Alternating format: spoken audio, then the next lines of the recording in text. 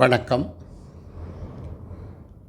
2027 2028 ஆகிய வருடங்களில் தரமைந்து புலமைப்பரிசில் பரீட்சை செய்ய உள்ள மாணவர்களுக்கான நுண்ணறிவு சார்ந்த விடயங்கள் சித்திரப்பட சிந்தனை விருத்தியாக வழங்கி கொண்டிருக்கின்றேன்.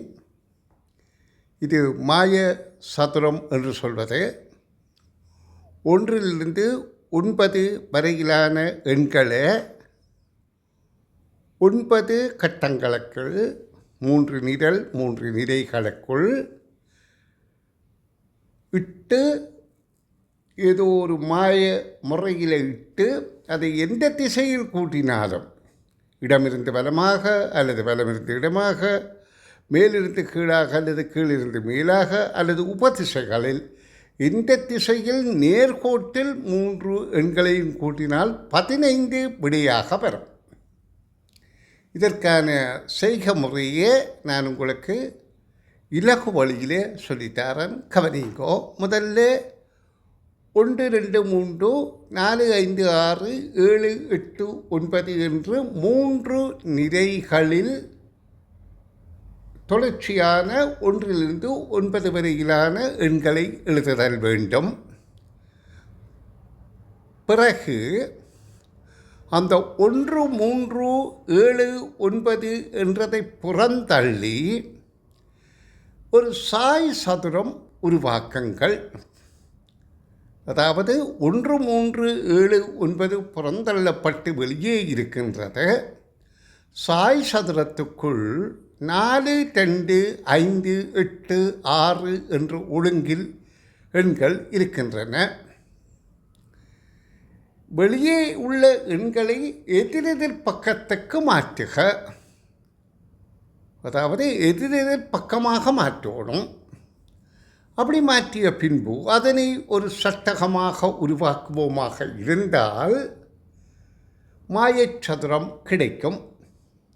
இங்கு மாயச்சதுரம் 4 9 2 மேலே 3 5 7 நடுவில் கீழே 8 1 6 அப்படி வரலாம். அது மாறியும் இருக்கின்றது. அதில் ஒரு தவறும் இல்லை.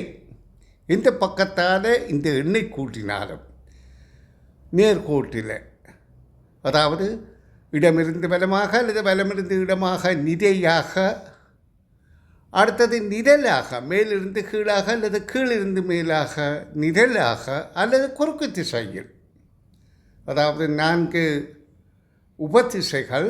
அந்த 4 உபதிசைகளில் குறுக்கு வழியில் 3 எண்களை கூட்டினாலும் விடை 15 கிடைக்கின்றது.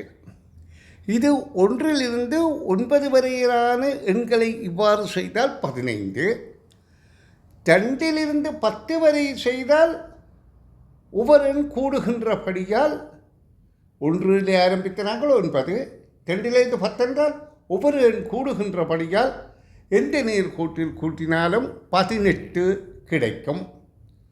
இங்கே 15 நேர்கோட்டில் 3 எண்களையும் கூட்டினால் கிடைக்கின்றது.